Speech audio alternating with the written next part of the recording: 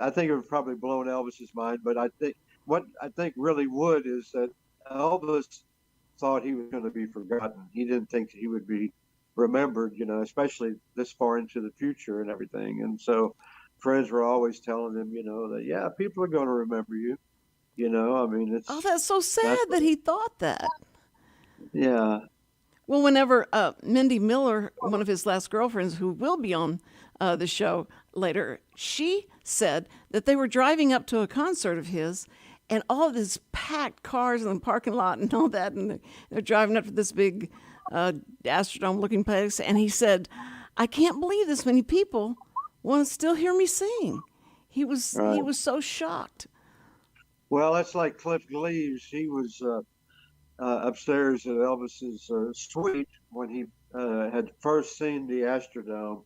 And he says, "You mean to tell me they didn't want me to fill this son of a, and he just couldn't believe it. And of course he did. He broke records, Yes, and he that's did. where I first met him was at the Dome. Yeah, actually, I met him at the Astroworld Hotel, but that's where he was staying. So, Now, how did you get to meet him at the Astroworld Hotel? well, make a long story short, my father had met him back in '54, late '54, I believe, because my uncle had booked him at the Eagles Hall in Houston, and my father was there, and Elvis wanted to meet Hoot Gibson, the silent cowboy star who was on the bill, and he was pretty shy about it. My father took him over and introduced him, and they realized that they both were into cowboys and stuff. And when Elvis found out that my dad knew Gene Autry, well, there you are. Oh man, that's it. That And is because it. Gene Autry was Elvis's favorite cowboy. In fact, when Elvis's record "That's All Right, Mama" played for the first time on WHBQ in Memphis, he was at a Gene Autry double feature at the Suzor Theater, and When the record so played. he Oh, right, yeah, he was too nervous to hear it, and his parents had to come down and pull him out of there and take him down to the radio station. And Dewey Phillips, the DJ, was interviewing him and everything. And Elvis said, "Well, when did we do the interview?" He said, "Well, we did it. It just went off live. Elvis would have been too nervous oh right, otherwise." oh right. Oh man, but that was the charm of Elvis when he was being interviewed, and he'd look And down, I look didn't out, and answer your question, but I'm just saying that's the first time that my father met him. But fast forward, Elvis is coming to the Houston Livestock Show and Rodeo. And there's Buck Owens and Roy Clark coming too, and Bobby Goldsboro. I really wanted to see Buck and Roy because I liked Hee Haw at the time, believe it or not. But my father had said that he had known Elvis, and so he arranged it with Colonel Parker. And then we met with Colonel Parker, met Joe Esposito, and Joe took me over, and Elvis said, "Hi, I'm Elvis Presley," like I didn't know. oh, that's and great. so, and and that's where it started. And well, just about a year later, my parents and sister were killed in a train accident, and Elvis just his heart went out to me, and that's how I got to hang around occasionally. But they never called you a mafia guy, right? You weren't the Memphis Uh, Mafia. Richard used to joke around, say, "You're the junior member of the Memphis Mafia," but he says that's not official. you know, It's not official. Richard Davis was one of Elvis' guys, and he said that Elvis was grooming me to work for him eventually. But yeah, I was just a teenager at the time. I was just a kid that got to hang around. So Good grief. I've met people and people have said, "Well, what you said that you lived at Graceland and da da da," and I said, "I never lived at Graceland. Are you kidding me?" Because I tell a story and then it gets changed around like 10 times and somebody's writing it. But no, Elvis just took time out for me, when he could. That's that's perfect. So everybody that read in my in my on my Facebook about him living at Graceland, that's not true. Okay, that's not true. Uh, I think I put that you went there and well, he had you come down and you went back and forth to Houston to Memphis Oh yeah, several that's times. true. That's true. I mean, I would. I mean, I didn't live at Graceland. That's the whole point. Like Oh, somebody okay, came okay. out, did that, and then they said that you know. or they just, blew it out of proportion, Hmm. So I just got the record straight right here on your show, Cindy. Thank you. Thank You're you. my source. You're my, what is it? You're my sole inspiration. What the Righteous Brothers, would sing about. Look at that. Remember Look that at picture? that. Look at that picture, and then don't look at me. Don't put the camera on me. No, that's a picture that you had, and I was shopping in Kroger, talking to Don on the phone, and tell me what you said. Elvis said, Well, I would bug him about things and stuff. So, and then I'd mention and stuff. And so I said, I showed him, I said, isn't she gorgeous? He says, yeah, man, she's beautiful, something like that. I can't "Yeah, remember. that's good But enough. That's good enough. Just that's just right. Stop right there." 'Cause- been a long time, because I mean, wow. I'm still like this. It's like I was, oh, Cindy, check this out. The same thing with me. Elvis came out on the cover of Country Music Magazine in 1975. And I think I was the first one that showed it to him. And he was like all excited. And he said, well, why don't I got a picture of me on the cover in Flaming Star? Instead of the way he appeared at the time. Right. But yeah, I think he thought you were gorgeous, Cindy. Yeah, there you are. Okay, thank you. I'm going to keep this tape forever and play that back.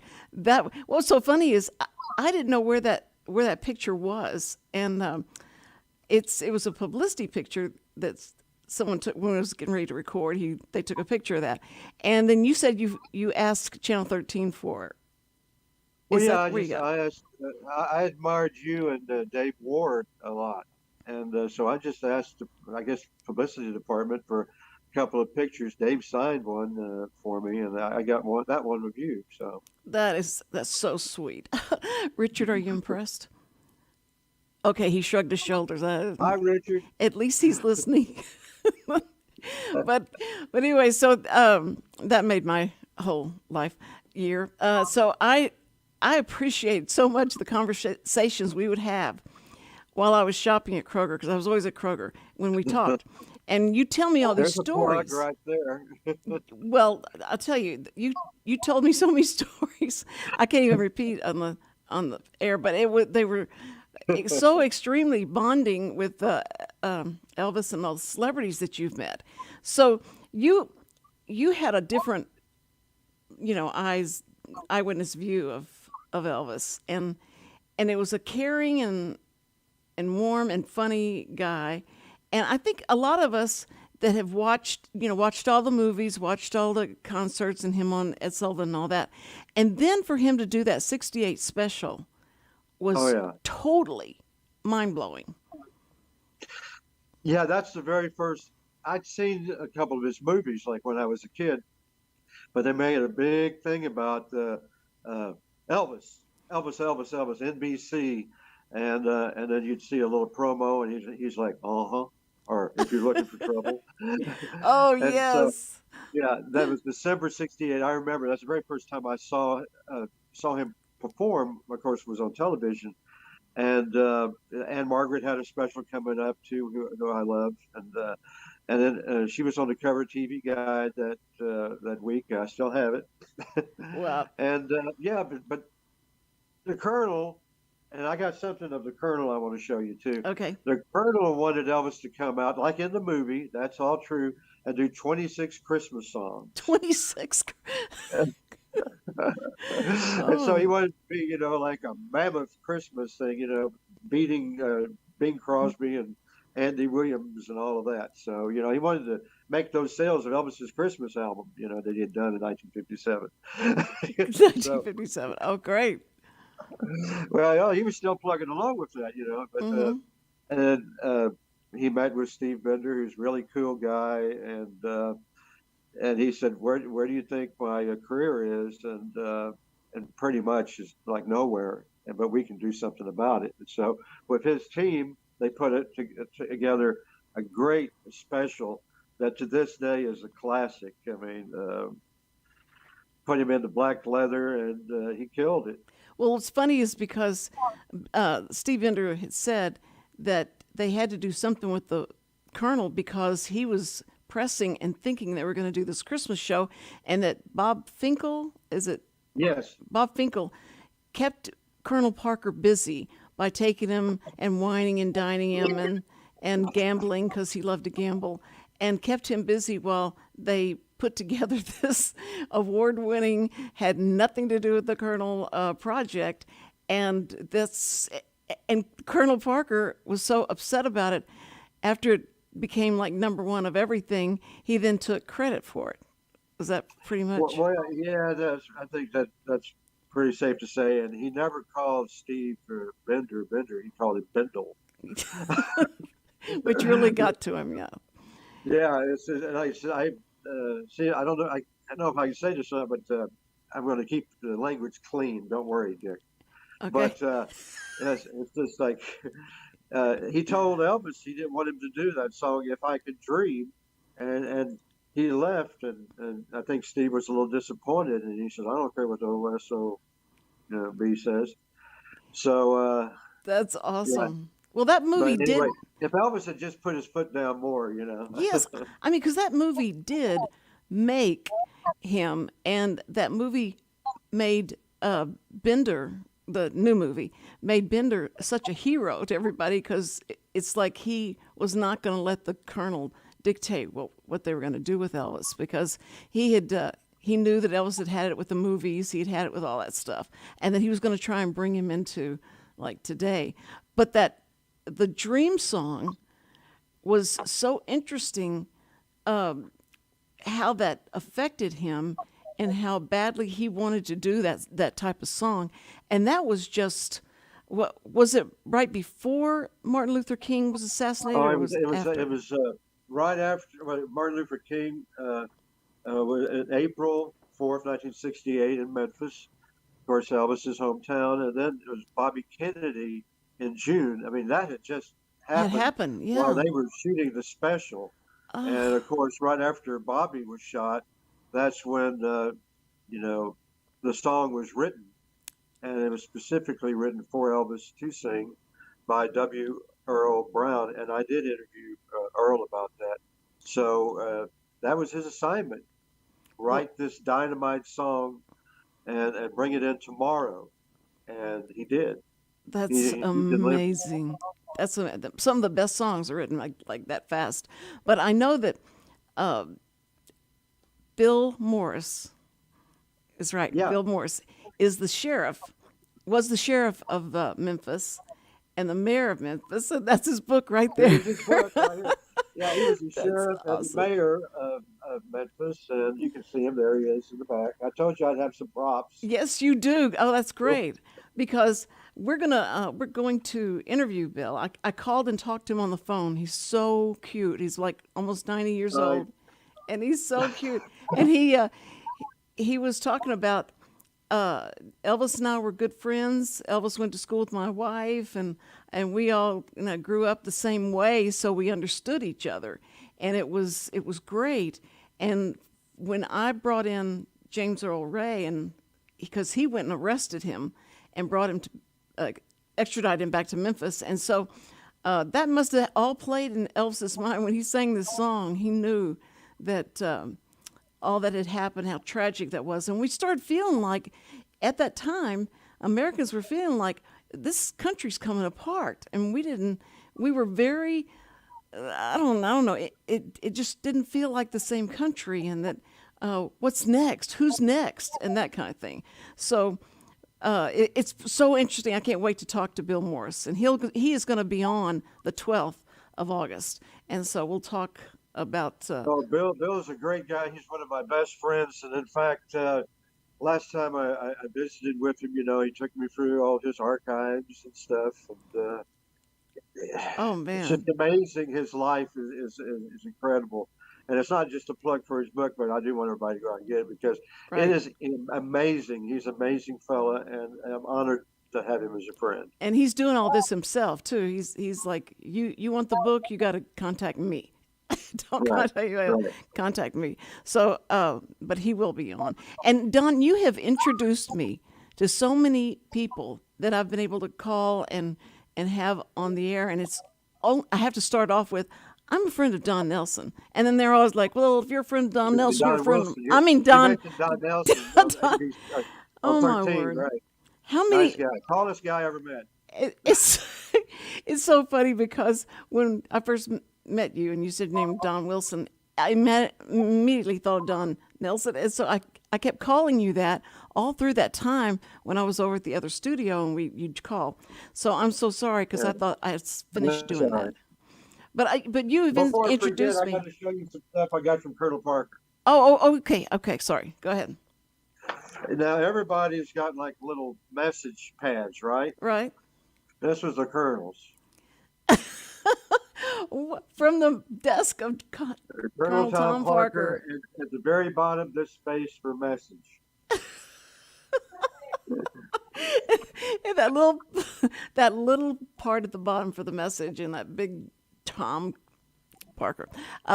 So anyway, you know everybody, and I believe that now because all the people that you had me be able to call and have on the show, and I was telling Sam, said I'm talking to Bill Morris. He's the one who arrested. He said, well, how'd you get a hold of him? I said, through Don. He goes, why don't you call this the Don Wilson show, and that you're just going to talk to all the people that Don knows. And I went, I don't think that's a good idea. We can have the Don and Cindy show, or the Cindy and Don Yeah, show. that'd be Yeah, fun. That'd be one fun. last thing I wanted to show you from the Colonel. You know, of course, you saw the movie, and they were talking about the Snowman's League and all Yes. of that. Yeah. Now, the Colonel either liked you or he didn't, but evidently he liked me, and of course, I was just a kid. But I'll read this to you real quick. It says, the Snowman's League of America, Chief Potentate, Colonel Tom Parker, confidential report dealing with advanced techniques of member snowers. You got a little snowman there. Yes, I see that. That is. And he said, the Colonel said, it's very important for you to read this front to back and understand everything that you read. Now, when you thumb through this, there's nothing there. And then the Colonel said, you got to learn to read between the lines. There you go. Well, he did have a sense of humor then. But And there's my snowman's card. that's your snowman's car. Oh, that's awesome. That's a great thing to have, especially this movie out and people say, you know, we never heard Colonel Parker talk. I mean, I don't remember him ever being on an interview or anything like that, watching TV at that time. And so when I sat down and here comes Tom Hanks and he's talking with this I'm like this, supposed to be a Dutch accent. That just like, what? He really, is that how he sounded? Not really. It was too heavy. I know why Tom did it. You know, he's trying to get into the character, but you know, you say, Colonel, where's Elvis? You just missed him. Yes, sir. So he talked really good. Hi, it's just like, I got a bad back. But, you know, it's tough to do the Colonel's voice, but Well, yeah, it wasn't was. that heavy. I think it was tough for Tom Hanks to. I was just wondering what He did a kind good job as far as his personality. personality. But, But when he opened his mouth and started talking, it sounded like he was from some Transylvania place or something. He was so high, and the voice was so high. I was just like, what happened to him? And then found out that he didn't have a passport, and he was kind of like an illegal immigrant. yeah, he was in the United States Army, though. You would have thought that would have cleared that up. And like Sonny West told me, he said, well, the Colonel was good friends with President Johnson. Johnson could have taken care of that back in the day. I don't know Oh, why he didn't do that, you know. But interesting. now, That's you know, there's interesting. a lot of things I didn't like about the Colonel as far that I found out later, or what he did with Elvis's career and this and that.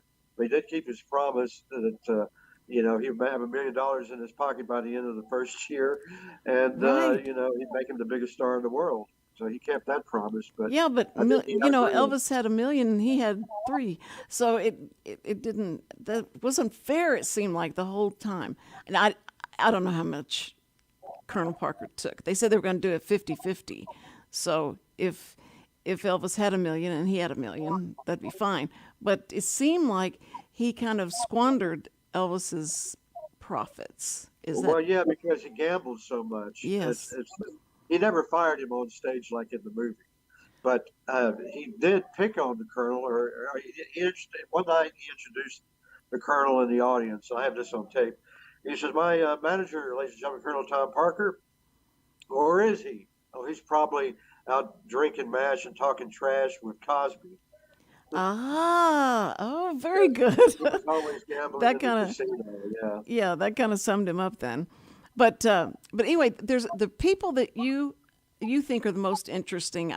It seemed like Johnny Cash was a big, like it's a big friend of yours, and you were such a good friend of the families, and you knew all of them. And then you did a tribute. You did a tribute out. You sang his songs. Yeah, I did. I just dropped my voice a little an octave, and there I am.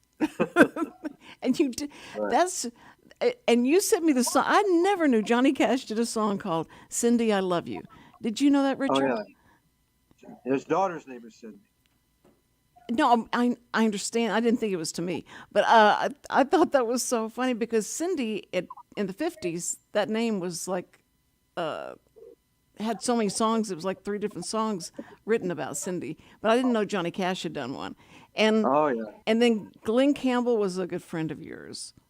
Yeah, Glenn, and oh yeah, I just love Glenn, and he was good friends with Elvis, and in fact, I would give him pictures of him and Elvis that he didn't have, and he was a fan himself, Oh, and he would talk about Johnny Cash, Gene Autry, and Elvis at a drop of a hat. that's awesome. Now tell me though, you told me a story, and you probably prefaced it with that. I would never say this over the air, but you told me a story about when the Beatles came to Vegas. They wanted to go see his show, and they Well, wanted to meet when him, they played the Hollywood Bowl, right? are you talking about when they first met each other or what? Yes, yes. And you said that, it was he didn't want to meet them. He didn't want them to come into his dressing room. That's when uh, George Harrison and Ringo Starr came to come backstage, and they were wanting to talk to Elvis, and Elvis didn't feel like it at the time, and a couple of the guys were just like, well, yeah, I'd like to go see the Beatles. You could tell by, just the expression, and Uh he would huh. just kind of look at them. Well, if you see them, go and hang with them instead. But he didn't say it, but you Well, kind of sensed it.